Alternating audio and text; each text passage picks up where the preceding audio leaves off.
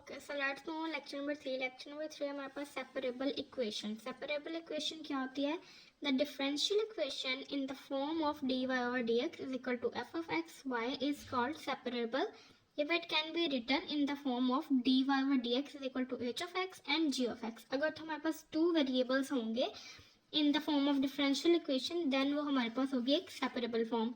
कुछ यहाँ पे स्टेप्स हैं. Solution steps two of separable equations.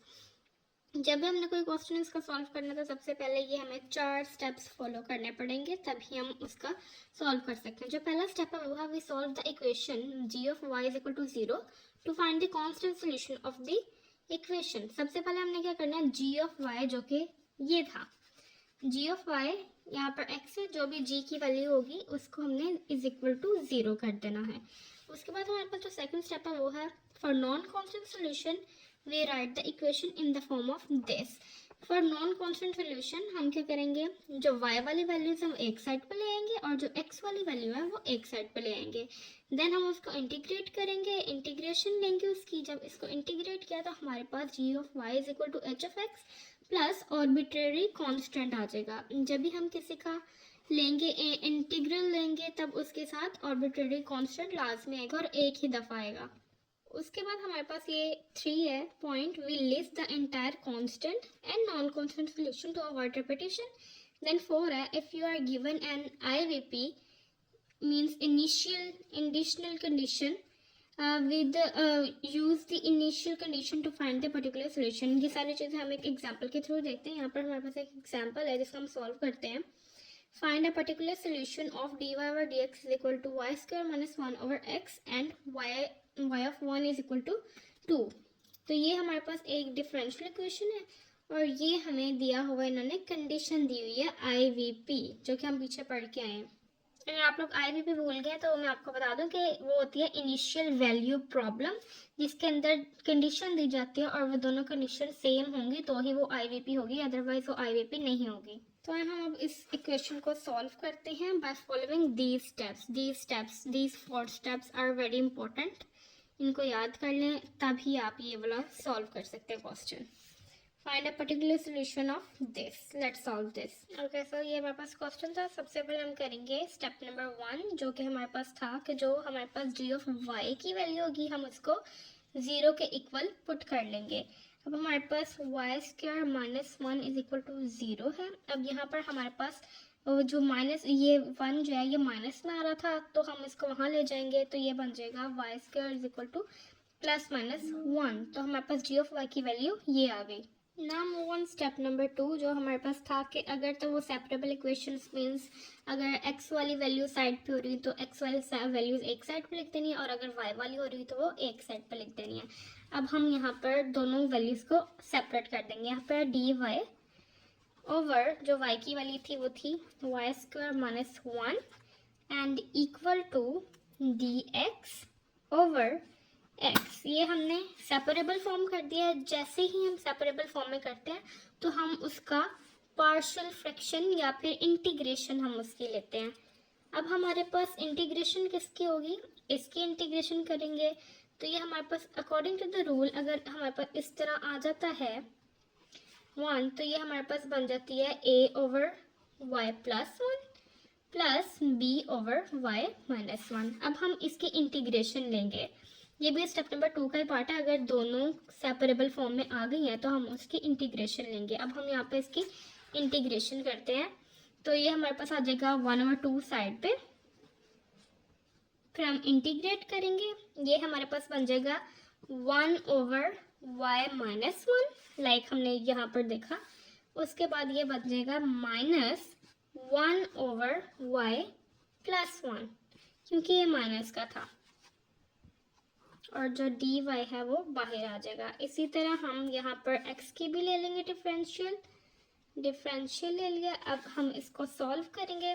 अब इसके सेपरेट यहाँ पर हमारे पास 2 वैल्यूज है. हम इसका सेपरेट डिफरेंशियल ले लेंगे 1 ओवर 2 एंड यहाँ पर आ जाएगा हमारे पास डिफरेंशियल y ओवर माइनस 1 का and D Y and then हमारे पास आ जाएगा 1 ओवर y प्लस 1 का और यहाँ पर भी आ जाएगा हमारे पास dy.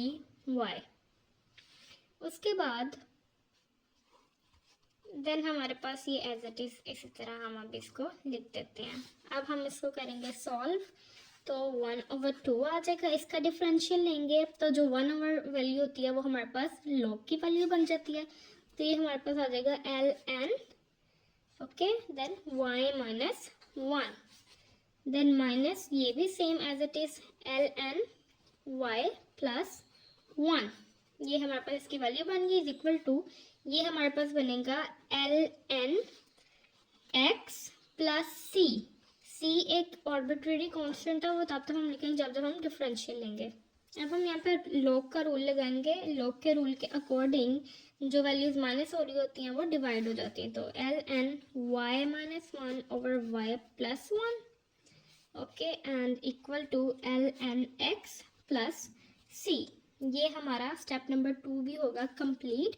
नाउ हम जाएंगे स्टेप नंबर 3 पर। स्टेप नंबर 3 के अकॉर्डिंग हमारे पास कांस्टेंट, इसकी वैल्यू हमने निकालनी है और फिर हमने इसके अंदर, इस इक्वेशन के अंदर, इसको हम इक्वेशन में 1 का नाम देते हैं, इसके अंदर पुट करनी है। लेकिन उससे पहले, इसको निकालने से पहले हमारे पास उन्होंने यहाँ पर कंडीशन दी हुई थी इनिशियल वैल्यू प्रॉब्लम की कि y of 1 is equal to 2। जो ये वाली वैल्यू होती है हमेशा x की वैल्यू होती है, और जो ये वाली वैल्यू होती है हमारे पास हमेशा y की वैल्यू होती है। तो सबसे पहले हम ये वाली वैल्यू को पुट करेंगे। अब हम इस इक्वेशन के अंदर सबसे पहले x एंड y की वैल्यू पुट कर देते हैं। 1/2 आ जाएगा, ln आ जाएगा, और यहाँ पर हमारे पास y की क्या वैल्यू थी, y की वैल्यू अभी हमने देखी यहाँ पर 2 थी, ये x की वैल्यू होती है और ये y की वैल्यू होती है, तो यहाँ पर हमारे पास आ जाएगी 2 minus 1 and 2 plus 1 equal to ln x की क्या वैल्यू थी हमारे पास, x की वैल्यू 1 थी, तो अब हम यहाँ पर लिखेंगे ln 1 and plus c as it is आ जाएगा। अब इसको सॉल्व करते हैं। 1/2 ln, ये हो जाएगा हमारे पास 1/3 इज इक्वल टू, अगर ln 1 को कैलकुलेटर पर करें तो 0 आता है, 0 लिखने का फायदा नहीं, तो यहाँ पर हमारे पास आ जाएगा c कांस्टेंट। अब देखिए, अब ये स्टेप करने से हमारे पास c की वैल्यू ये आ गई है। अब हम इसको क्वेश्चन नंबर 1 के अंदर से जहाँ पर c लिखा है वहाँ पर पुट कर देंगे। जब हम यहाँ पर c की वैल्यू पुट करेंगे तो हमारे पास ये वाली इक्वेशन बन जाएगी। देन हम क्या करेंगे, 1/2 है, यहाँ पर भी 1/2 है, तो हम इस सब को मल्टीप्लाई कर देंगे 1/2 के साथ। जब हम इसको मल्टीप्लाई करेंगे 1/2 के साथ, तो ये वाला जो 1/2 है उसके साथ कैंसिल हो जाएगा 2 के साथ, तो यहाँ पर हमारे पास आ जाएगा ln y minus 1 over y plus 1, okay, is equal to, जो 2 था वो इसके साथ मल्टीप्लाई हो जाएगा, तो हमारे पास 2 ln x हो गया, और इसके साथ कैंसिल हो जाएगा, तो प्लस हमारे पास आ गया यहाँ पर ln 1/3। ये हमारे पास ये इक्वेशन आ गई। ये हमारी यहाँ तक की इक्वेशन बन गई। अब यहाँ पर भी एक लॉग का रूल लग रहा है, तो हम पहले उसको सॉल्व करेंगे। वो क्या है कि जब हमारे पास इस तरह से वैल्यू आ जाती है तो वो वेरिएबल की पावर में कन्वर्ट हो जाती है, तो ln y minus 1 over y plus 1 equal to ln x square plus ln y over 3। अब यहाँ पर ln y minus 1 over y plus 1 as it is आ जाएगा, इक्वल टू, यहाँ पर हमारे पास लॉग आ रहा है कॉमन, हम उसको कॉमन में लिख देंगे। देन यहाँ पर x स्क्वायर डॉट 1/3 ये हमारे पास आ गया, यहाँ पर लॉग लॉग से कैंसिल हो जाएगा, तो हमारे पास आ जाएगा y minus 1 over y plus 1 equal to x square over 3। अब यहाँ पर हम इसकी क्रॉस मल्टीप्लिकेशन कर देंगे, तो हमारे पास आ जाएगा 3y माइनस 3 इक्वल टू, हमारे पास आ जाएगा x square y plus x square, ये हमारे पास इक्वेशन बन जाएगी। अब हम y वाली वैल्यूज एक साइड पे ले आएंगे और x वाली वैल्यूज एक साइड पे ले जाएंगे, तो हमारे पास बन जाएगा 3y minus X square y equal to 3 plus X square. अब यहाँ पर दोनों में y कॉमन आ रहा है, तो हम y को लिख देंगे बाहर और यहाँ लिख देंगे 3 minus X square is equal to 3 plus X square as it is आ गया, एंड देन यहाँ पर आ जाएगा y equal to 3 plus X square over, ये यहाँ पर मल्टीप्लाई हो रहा था इसलिए यहाँ पे जाकर डिवाइड हो जाएगा 3 माइनस एक्स स्क्वायर, और ये हमारे पास एक्सप्लिसिट फॉर्म भी बन गई है, एक्सप्लिसिट। तो ये था क्वेश्चन नंबर 1 और एग्जाम्पल नंबर 1 दिस।